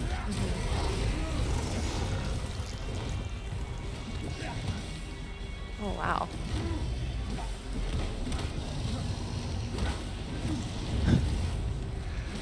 They will beat me up.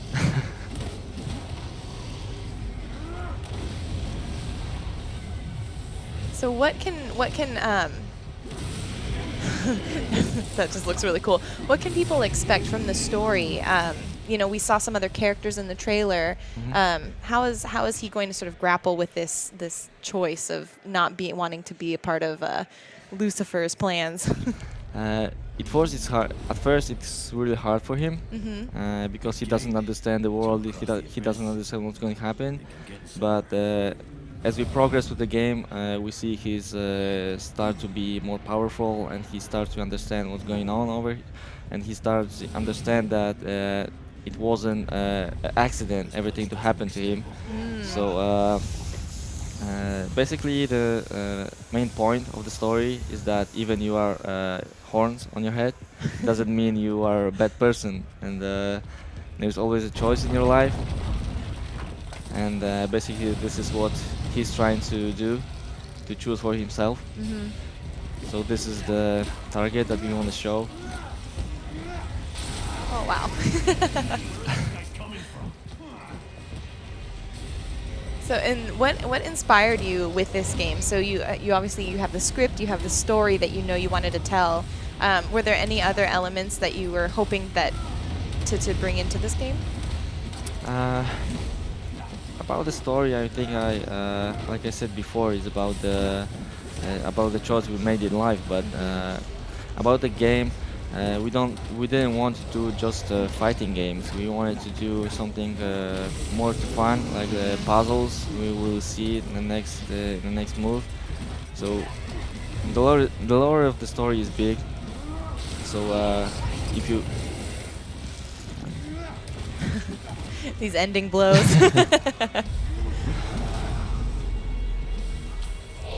All right, so it's not just, you won't just go through and do these sort of stages of fights after fights. There's going to be puzzle elements as well. Yeah, there will Okay. be. And it's a linear game, of course, but you have also different paths you can choose to go. To explore more the world, to see how it goes in here in Hell, or even in Miami. When you are in here, our main goal is to if someone plays it or read the book. At the end, my goal is to write a book that, in the end, you think that it basically might happen, but I don't know it. I'm like, I hope this doesn't happen. It looks yeah, pretty dark. I hope to. Oh yeah, and this is who's the guy. this? This is the guy Agaras. He's the former soldier of the Belial. He's the one of the princes in Hell. This is the guy we have to rescue.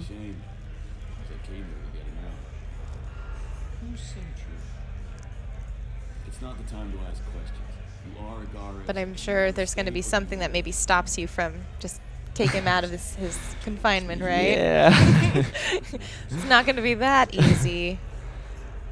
It's never easy. Never easy. So what kind of puzzles, because right now it says solve the puzzle to free Agaras, what kind of puzzles do you incorporate into this game? We wanted to make every puzzle you're gonna meet on the game is gonna be different. We didn't want to put it on only one feature, and then it's exactly what you're gonna do same time. This is gonna be a puzzle. So we make really hard work in here to make it also hard and also interesting to the players. That if you're gonna play the game, every puzzle is gonna be a different challenge, and basically this is what we try to accomplish. Right now, our goal is to put Agaras in the right place that we can take him down. And I see right there flashing, and I'm not sure if this is perhaps because it's the demo, but it says press Y to skip puzzle. Yeah, because we were gonna show the demo to the public, and when you go to the event like GDC or PAX or even some of the bigger events, there are a lot of games in there, so not everyone have that much time to play it. So if you like to make a puzzle, you can do it. If you don't have time, you can just skip it. Oh, that's nice. Always just to like help get the demo moving, especially at these sort of time crunch situations. Yeah, something like this. We just want to show the people what they want to see. That shouldn't be a problem. Plenty of tormentors here, and I have a feeling they're not just going to let us walk out. And it's such a bummer. We won't be able to figure out what happens because we are right at the time, so we won't be able to see if they'll just be able to walk out and. Yeah, maybe this is the one time in the game world it's easy. But if someone wanted to keep track of Devil's Hunt and see what happens in the rest of the story, where can they find you online? On our internet page or Instagram, Facebook, we have all that thing. So I think the demo walkthrough will gonna be on the internet very soon. Oh, awesome. So you can see it by yourself, and you can also find us on GDC or PAX and play it by yourself. Great. So the demo eventually will become available for folks. Great. So be sure to check out Devil's Hunt. Thank you so much, Pavel, for hanging out and showing us the story of sort of heaven and hell and redemption and choice. We will see you all in just a few minutes. We're going to be back with another game. And yeah, thanks again for staying with us. Thank you very much. Cool.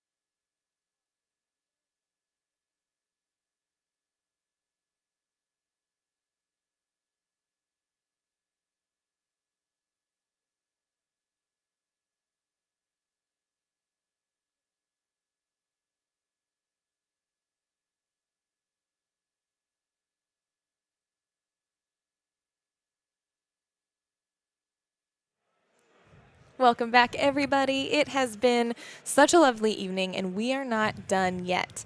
Our final game for the night is Bravery Network Online, and I'm really excited because I have Taylor here ready to show off some of the game. How are you doing, Taylor? Not too bad, honestly. Maybe a little bit tired. It's been a lot, it's only been like a day of being out here, but I'm already tired. It's fine. I'm good. It's a full day, and you've been out there showing off the game to from what I can see, a really crowded room. It's pretty busy out there, honestly. Yeah. But it's nice. Everyone's so nice. Oh, that's I really love good. it. That's good. I love hearing that. Yeah. I'm excited to be able to get out and share in some of the games out there.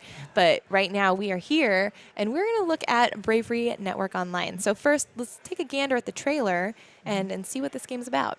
Sounds good.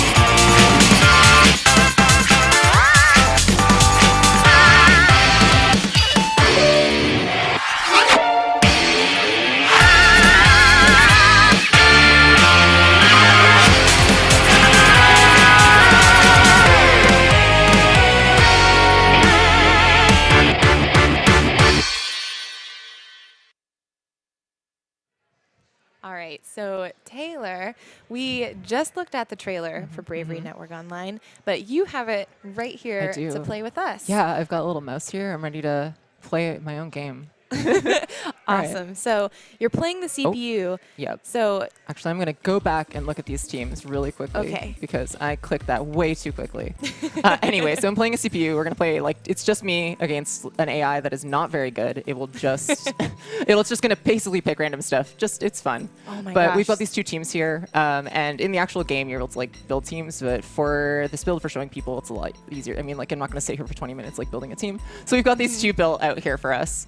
And I guess, as some people have said, these are the good guys and these are the bad guys. Oh, I'm but going to play the bad cold guys. and the beautiful are so neat. I'm in a blue outfit. These are the blue characters. I think I'm ready. Awesome. Yeah, so basically we've got the two teams here. It really works. It's like, I guess, a team-based battler.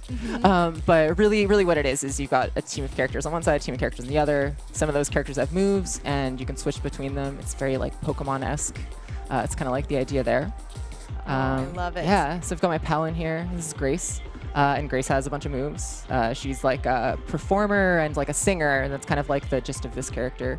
And then they have types. There's like 3 types of moves. You got these 3 stats here. There's like physical, which is the fist, and digital, which is fire. It takes place in this weird future world. Fire's like kind of the internet there. Oh. It's a weird like overlay over the whole thing. There's a whole so much stuff. Right. And then we got emotional as the last one. So there's like these 3 types of moves, and Grace has like these 2 emotional moves and a physical one. And then this is Farron, who is like, there are a whole bunch of characters here. So I'm going to use one of these moves, and it'll do some stuff. Farron's going to hit me back or switch out.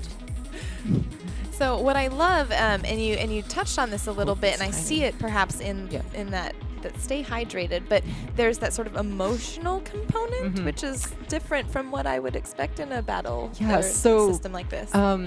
So in this game, like, the basics of those 3 types are like, because it's like Pokemon-esque, we actually took out the type chart and we have these 3 types now. We've got the physical, digital, and emotional. And those kind of work like how physical and special or physical and like magical works in like a lot of RPGs, except there's 3 of them instead of 2. Okay. But in the lore, I guess, like, it's a whole world, and I'm going to keep using moves. Oh, yeah. But actually, I'm going to switch. Let's switch to somebody who has a bit of physical beefiness, maybe. Actually, yeah, let's get you in here, Clint. Tag me in. Yeah, and so in the whole world, they're like all the characters in the lore are like immortal.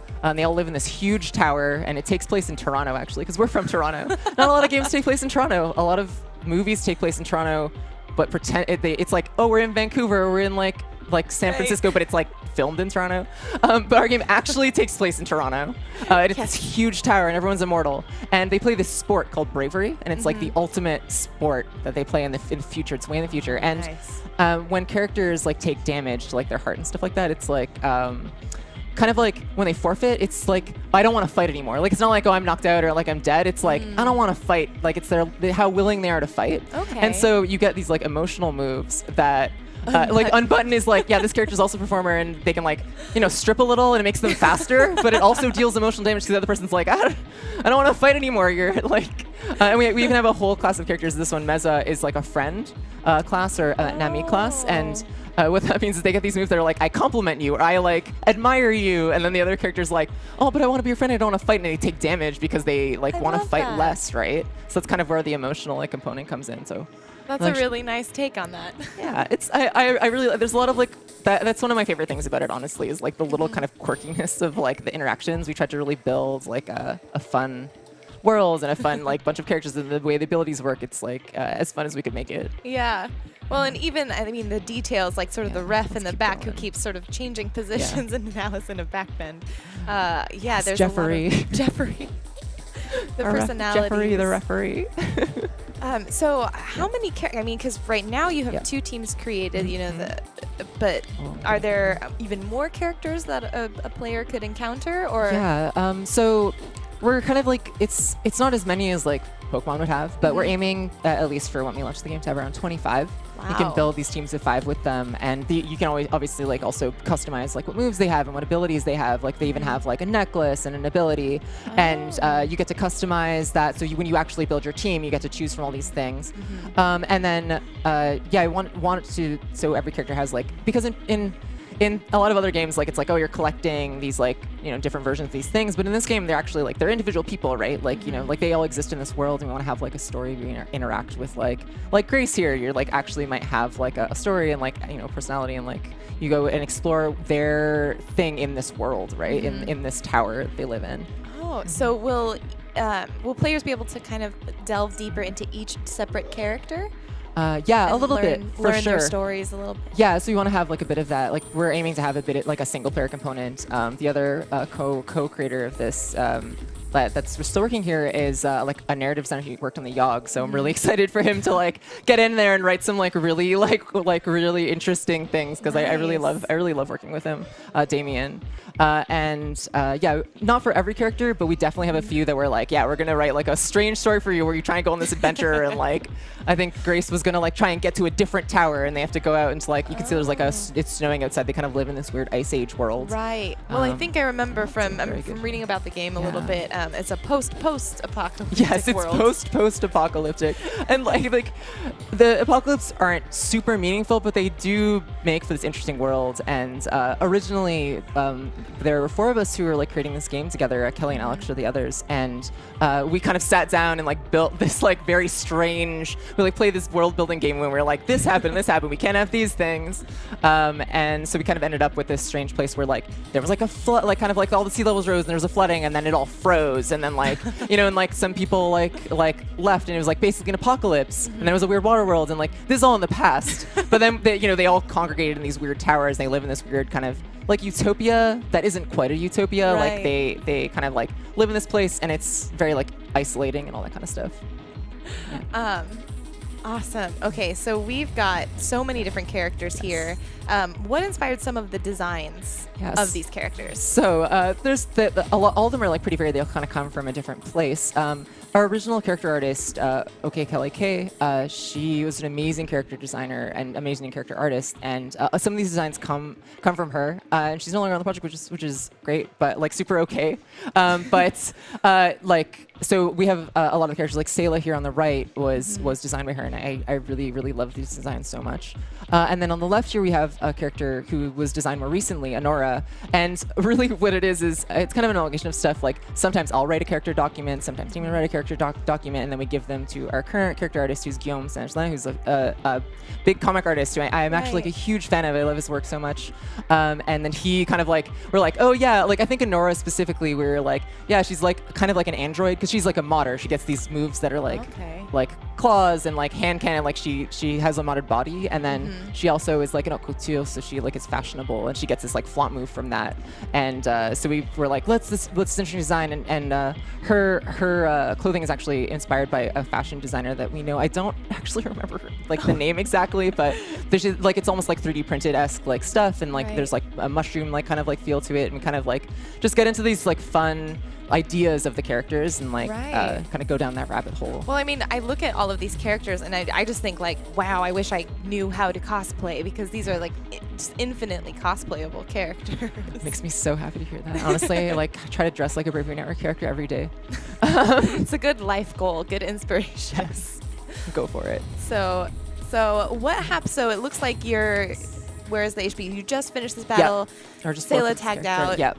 So yeah, and like the way a team battler works, I guess, is like you're playing against the opponents, and then once all their characters forfeit, then the match is over, right? Got it. And so far I've got 2 of them down. There's 3 left, and I'm kind of playing through really slowly, paying attention a little bit.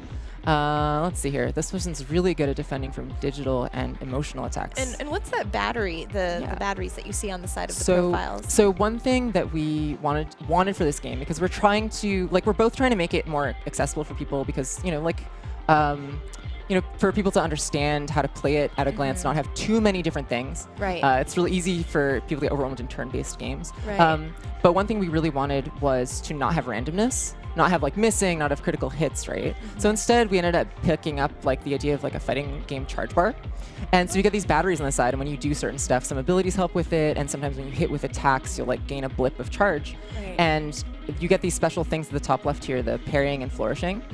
And this one, parrying blocks a move, and flourishing makes your move do an extra thing. You can see the little flourish at the bottom there. And these all do critical hits, but some of them do other weird stuff. And so you basically get to choose when things miss and when things crit, so that you get to play with that and play with the mind games, because you're playing with other people, you're playing against other people for the most part. Right. That adds a nice strategic element to it. Yeah, exactly. I'll do one right now. Let's do it. I mean, actually, this person's really good at defending from this stuff, but let's do it anyways. Let's use this self-destructing move. Explode. Yeah, nice. Ooh. There we go. It worked out, and also there goes my character. Oh no. Goodbye, Zale. I'll miss you. Yeah.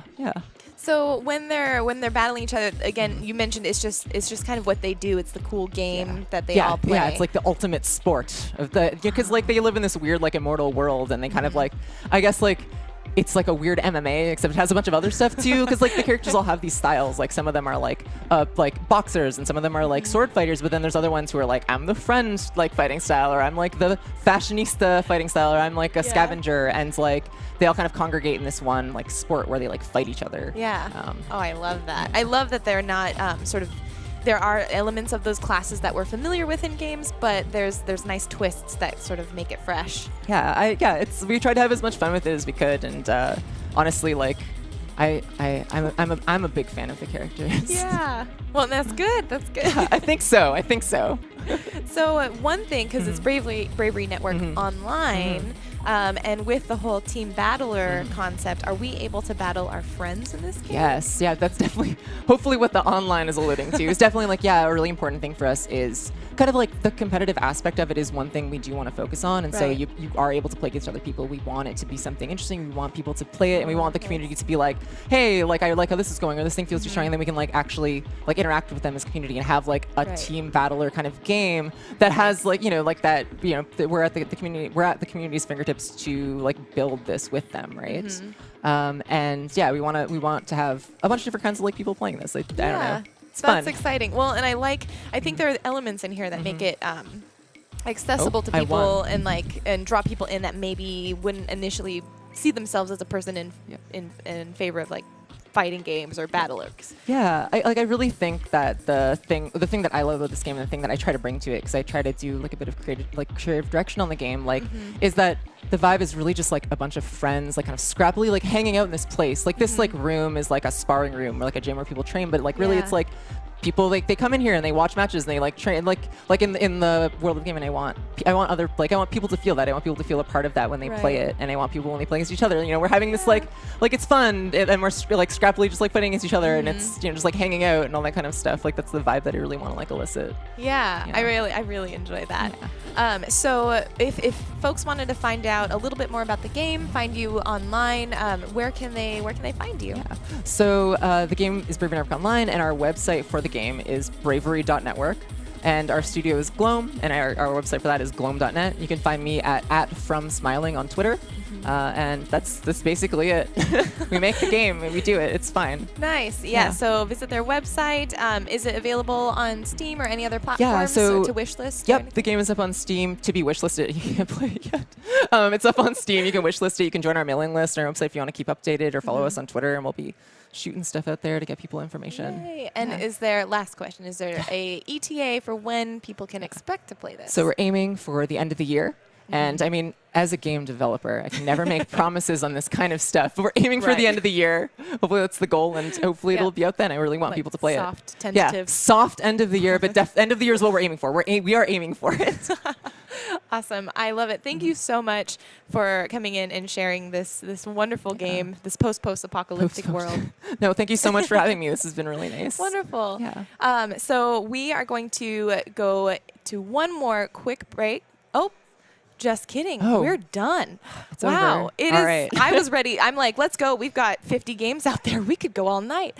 So it looks like we are done for the night, everyone. Thank you so much for joining with us in going through 7 of these games. Go to the Mix's website. The Media Indie Exchange website, because there are so many games that we haven't been able to cover just because of time, and you don't want to miss them. They're awesome. I'm going to go out and I'm going to go play games. And I wanted to take a moment to thank the Mix for having me, for the sponsors for really making this event what it is, and of course the developers for making this event what it is, and thanking everyone who came to watch and came to the event and partook in what is still an awesome night. So I think that is it. Yeah, Again, this has been great. I'm Jenny. I will see you later. And thank you guys for joining us. Have a great night. Take it easy. Bye. Bye.